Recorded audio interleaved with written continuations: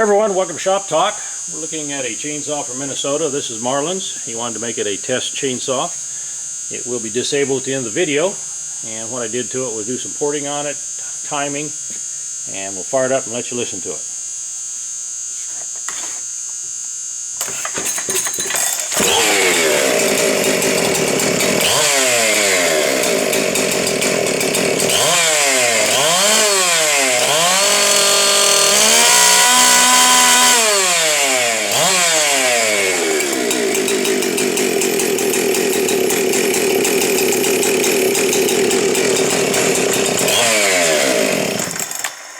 If you got any questions on the West Coast build or any questions at all on these saws, give the chainsaw guy a call.